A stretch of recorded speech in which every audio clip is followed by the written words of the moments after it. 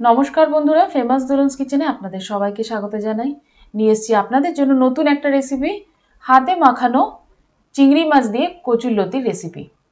একদম আলাদা ধরনের, একদম গ্রাম বাংলা যেরকম পদ্ধতিতে হয় ঠিক সেরকম। তবে আমার মা এবং ঠাকুমার কাছেও দেখেছি এইভাবেই রান্না করতো। তো সেই জন্যই আমি সেই রেসিপিটা আজকে আপনাদেরকে করে দেখাবো। ভালো লাগলে কিন্তু লাইক ও সাবস্ক্রাইব করে নেবেন, আর সঙ্গে থাকা বেল বাটনটা প্রেস করে নেবেন, তাহলে নতুন রেসিপি দিলেই সবার প্রথম আপনার কাছে নোটিফিকেশন চলে যাবে। আসুন রেসিপিটা শুরু করা যাক। রেসিপি শুরু করার জন্য নিয়ে নিয়েছি এখানে একটা কড়াইয়ের মধ্যে ধুয়ে নিয়েছি ভালো করে কচুরলতিগুলো ধুয়ে পরিষ্কার করে এর মধ্যে নিয়ে নিলাম।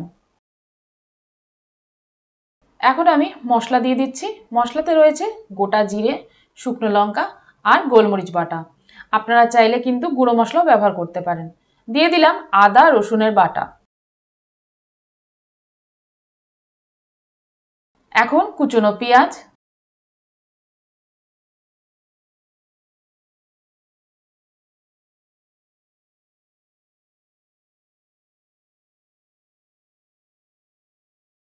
এবার ভালো করে এই সব উপকরণগুলো দেওয়ার পর ভালো করে মেখে নিলাম। তবে জানেন তো, এইভাবে হাতে মেখে করার একটা টেস্ট আলাদা।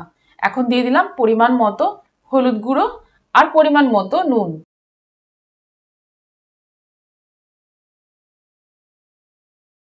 দিয়ে দিচ্ছি কাঁচা সর্ষের তেল আর কাঁচা চিংড়ি মাছ। চিংড়ি মাছগুলো ভালো করে ধুয়ে পরিষ্কার করে নিয়েছি, আবারও কিন্তু মেখে নেব।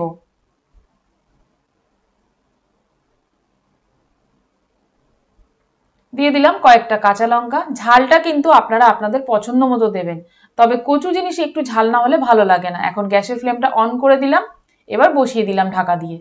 এবার আস্তে আস্তে লো ফ্লেমে কিন্তু এই রান্নাটা করতে হবে। যত এভাবে রসিয়ে কষিয়ে রান্না করবেন না, তত বেশি এর স্বাদ আসবে। আর এর সেন্ট সত্যি বলছি খুব দারুণ লাগে, মানে এর সেন্টেই মনে হয় যেন এক থালা ভাত খেয়ে নি, এতটাই টেস্ট হয় এই লতিটা। দেখুন আমি ঢাকা দিয়ে দিয়ে কিন্তু রান্নাটা করছি। একটু ধৈর্য ধরে লো ফ্লেমে করবেন, দেখবেন খুব সুন্দর স্বাদ হবে। আমার চ্যানেলে অলরেডি কিন্তু কচুরলতির রেসিপিও আছে, অথবা কচুর শাকের রেসিপি এবং মানকচুর রেসিপিও আছে, আপনারা চাইলে দেখে নিতে পারেন। আমি ডেসক্রিপশন বক্সে লিঙ্কগুলো দিয়ে দেবো। এখন দেখুন আমি দিয়ে দিলাম পরিমাণ মতো একটু চিনি আর পরিমাণ মতো একটু নুন।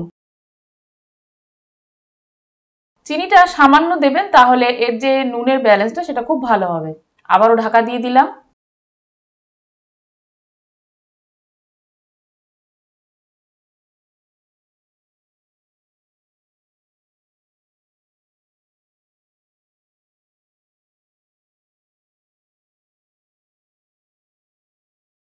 দেখুন কি সুন্দর তেল ছেড়ে দিয়েছে একদম লতির থেকে। আর লতি কিন্তু একদম মানে গলে গেছে, দেখে বুঝতেই পারছেন হয়তো। আর যখন রান্না করছিলাম তখন এত সুন্দর সেন্ট উঠছিল কি বলবো। আমার চিংড়ি মাছ দিয়ে কচুরলতি কিন্তু একদম রেডি হয়ে গেছে, তেল ছেড়ে দিয়েছে। এবার আমি নামিয়ে নেব। তাহলে আজকের আমার এই রেসিপিটা আপনাদের কেমন লাগলো অবশ্যই আমাকে জানাবেন। ভালো লাগলে লাইক ও সাবস্ক্রাইব করে সঙ্গে থাকা বেল বাটনটা প্রেস করে নেবেন। আর তার সাথে যদি আপনারা আমার এই রেসিপিটা ফেসবুক পেজ থেকে দেখে থাকেন, তাহলে কিন্তু পেজটাকে লাইক ও ফলো করে নেবেন। আবারও চলে আসবে একটা নতুন রেসিপি নিয়ে। সঙ্গে থাকুন, সুস্থ থাকুন, ভালো থাকুন। ধন্যবাদ।